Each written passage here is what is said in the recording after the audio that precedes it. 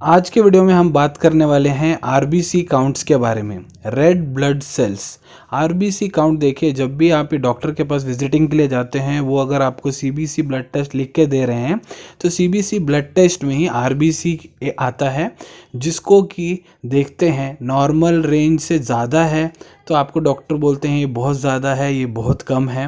तो आइए इस वीडियो में हम जानते हैं कि जो आरबीसीज हैं, रेड ब्लड सेल्स हैं, ये क्या है, इसकी नॉर्मल वैल्यूज़ क्या क्या होती है, पुरुष में, महिलाओं में, बच्चों में नॉर्मल वैल्यूज़ इसकी क्या क्या होती हैं।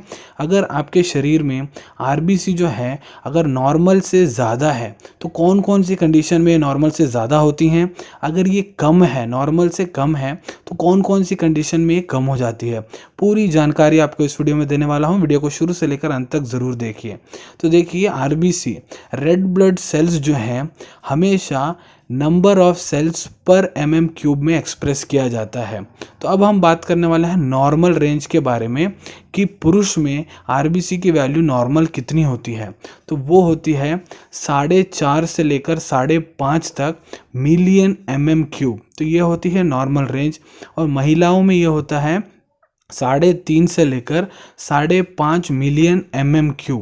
और बच्चों में ये जो वैल्यू होती है वो है 4 से लेकर 5.5 मिलियन mm³। ये होता है नॉर्मल वैल्यूज़।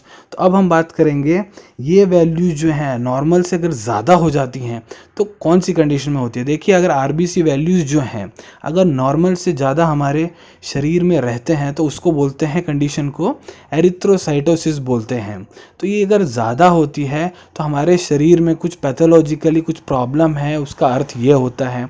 तो देखिए, आरबीसी जो है नॉर्मल से ज़्यादा कब होता है, यदि आपको कोई हृदय संबंधित रोग है, हार्ट डिजीज़ है, वो भी क्रोनिक, बहुत पुराना हार्ट डिजीज़ है, आपको हृदय संबंधित रोग है, तो ये जो वैल्यूज़ हैं नॉर्मल से ज़्यादा रहती हैं।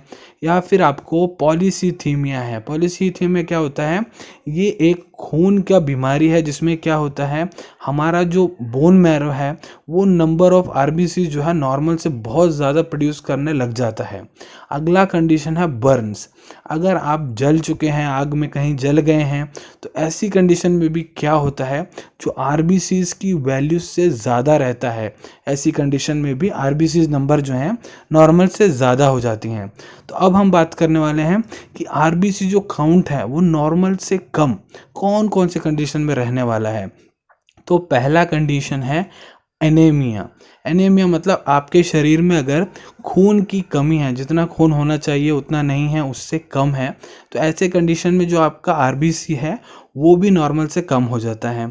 दूसरा कंडीशन है प्रेगनेंसी। महिलाएं जब प्रेग्नेंट हो जाती हैं, गर्भवती हो जाती हैं, तो ऐसे कंडीशन में भी आरबीसी जो नॉर्मल वैल्यूज़ हैं उससे कम हो जाती है। तीसरा कंडीशन है ओल्ड एज अर्थात वृद्धावस्था।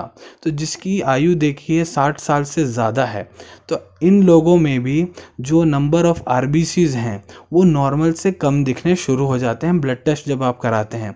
तो आशा करता हूँ नॉर्मल रेंज आरबीसीज पुरुष महिलाओं में, बच्चों में क्या क्या है, और आरबीसी बढ़ने पे क्या क्या होता है, कम होने पे क्या क्या होता है, जो भी आपको मैंने यहाँ पे माहिती दी है आप सभी को अच्छे से समझ में आ गई होगी।